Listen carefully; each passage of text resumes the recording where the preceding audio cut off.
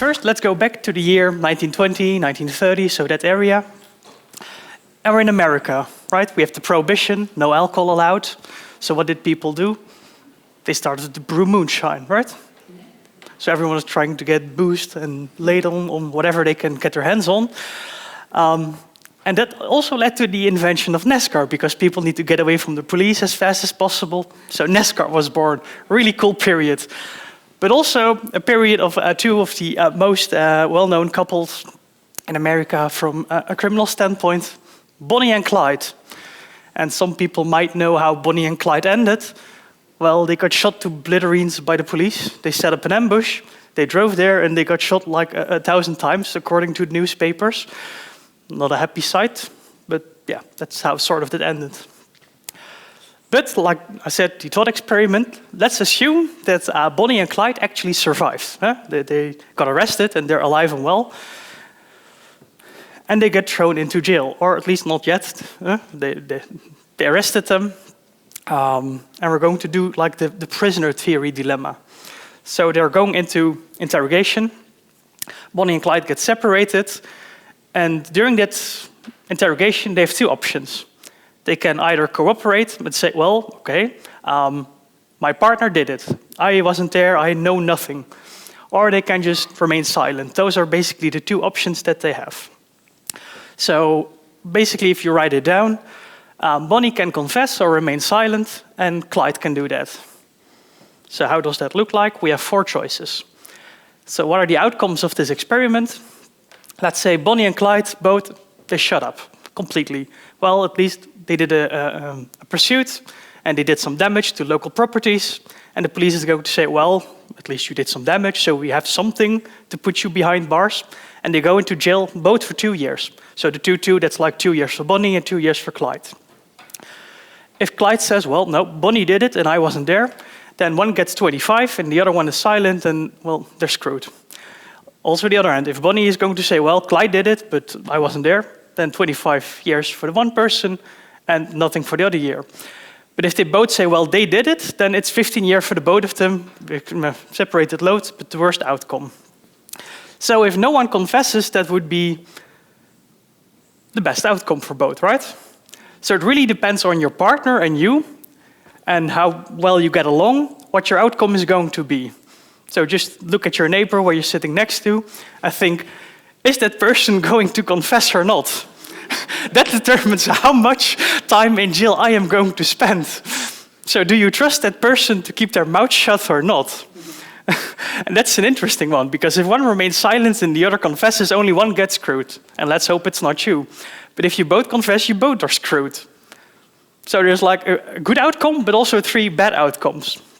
And the overall outcome that's the best for both is to remain silent. But not everyone is going to do that, because you have some people that are like, okay, I know that that person is going to keep their mouth shut. So if I just say they did it, then I get out of free.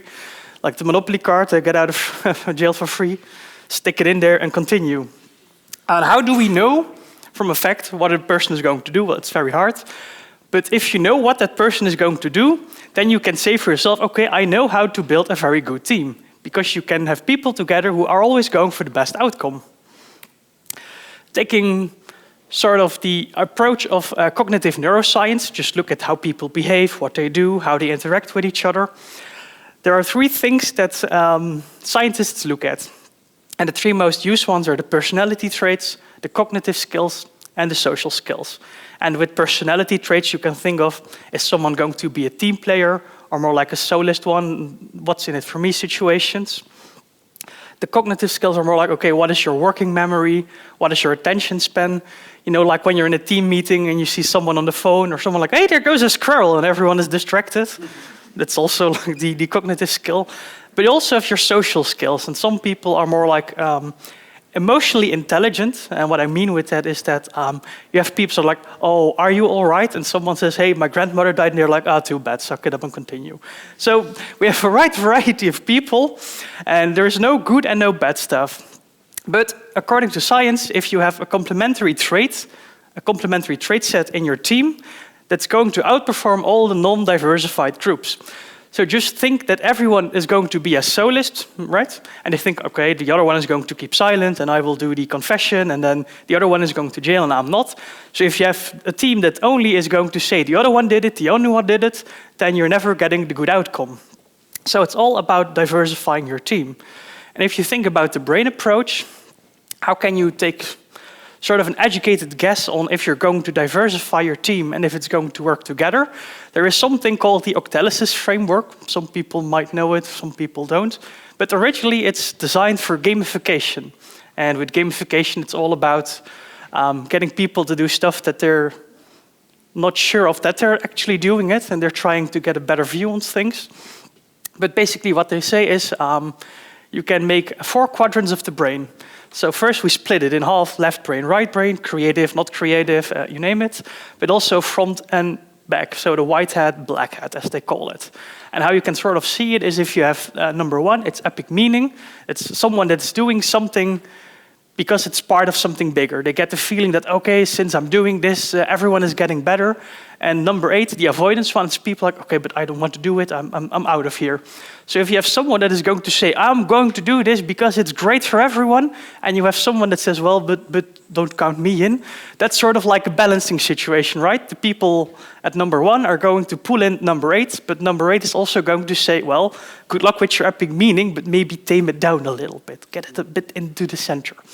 So it's really about matching 1 and 8, 5 and 4, 3 and 6, 7, 2.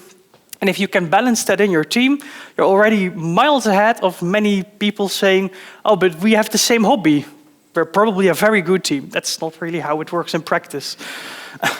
But is it only about how we, as people, work together and can we make a center? Not really. I'm using my epic paint skills to draw something. And we all know in business we have KPIs and we want to measure stuff and we want to outperform everyone.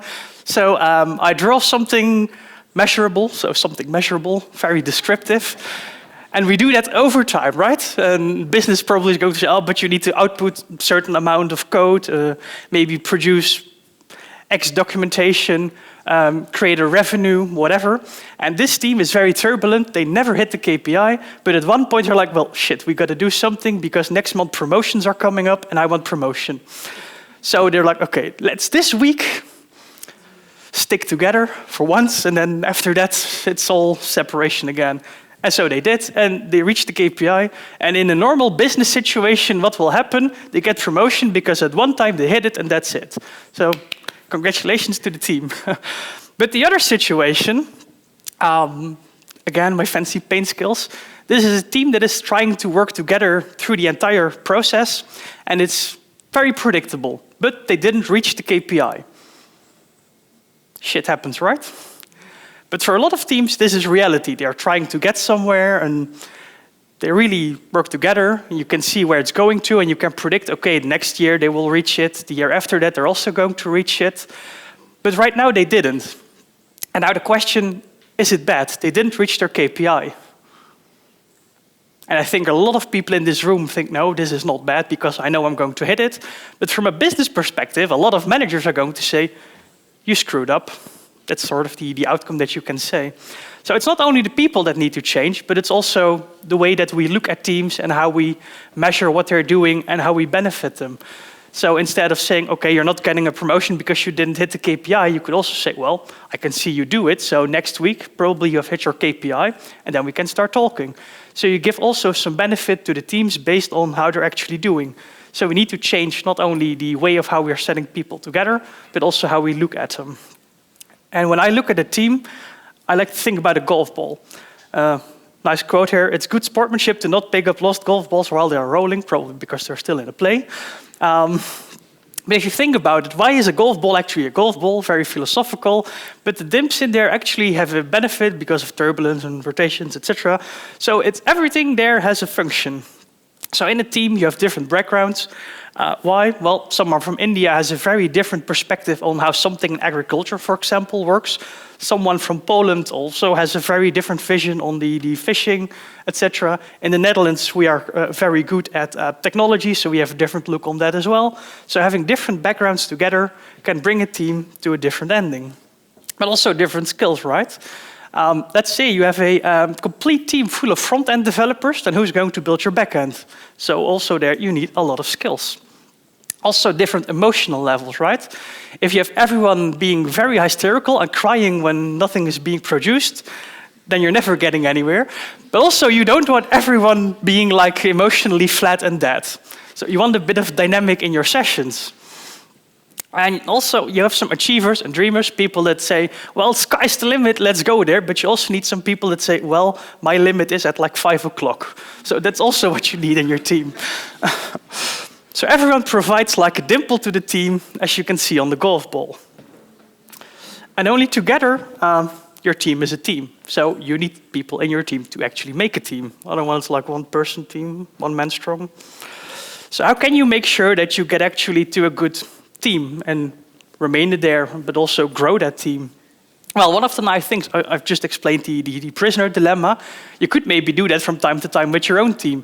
Just take your team together and say, hey, we two, what would you do? Well, what would you do? And then just make some couples and see what they're going to do. Just get an idea on how they are going to do with situations. You can assess their cognitive bias. And it's nice to know what their bias is going to look like. But what is a bias going to tell you? And for that, you also need to know a little other thing, and that is your working culture. So what do you want to achieve with your team? And Xavi, that's sort of a vendor that is trying to sell books and DVDs and videos for the lowest price possible. But despite they've sold their soul, they actually have a culture. They're very keen on purpose, appreciation, success, opportunity, and well-being. So they did like an analysis and they said, okay, what's the most important thing for us? And that's what they came up with. For your company, it will probably be different, and that's good. But you need to know, what is my culture? So all the biases I have in my team, do they fit to my culture? And also, am I diversified in my team, right? So we all know like the last story with the 60s where, okay, you're a woman, so you probably won't be a doctor. Black people had a lot of discrimination as well, but why? I mean, for a team, they can also bring added value. So everyone is included, women, you name it. So really think about diversifying. If you're, for example, an architectural firm and you're going to build a building, a tall skyscraper, someone in a wheelchair might tell you, like, okay, it's very cool to have like very high floors and differences, etc. But how am I ever going to get to the elevator? So it's just some input that you might not have think of that someone else probably did. And then you also have a little bit of community laws. That can also help a little bit of your team. So on the left, you can see a picture of a woman with dotted trousers and a skirt. And she's looking at everyone and she's like, well, I'm completely different. I'm not going to talk to them. And on the other hand, she's going to wear the same striped sweater and jeans. And the peer pressure is here like, okay, now I'm sort of part of the group, I can actually talk to them. And that's, community sucks, but we all have the peer pressure. And on the other hand, peer pressure can also be a good thing. Because if that teacher is going to ask the question, what is 2 plus 2? Then everyone is going to say 4. But what if someone was like, no, but it's 7, or maybe a heart emoji or something else? I mean, as a group, we decided 2 plus 2 is 4, but why? I mean, it's just something that we came up with. So peer pressure sometimes can be a good thing, can be a bad thing, but you need to balance it out in your team. So these are some of the more handy touches to get your team up and running and going. So in my opinion, what do you really need to get your team up and running if you're ever going to build one or need to maintain your team? Your team needs to be aware that they should spread the love. They be in balance, the earth, wind, water, fire. And sometimes it's good if you just want to go the extra mile. That's it. Thank you very much. And if no one has any questions, it's lunchtime. Get out there and eat.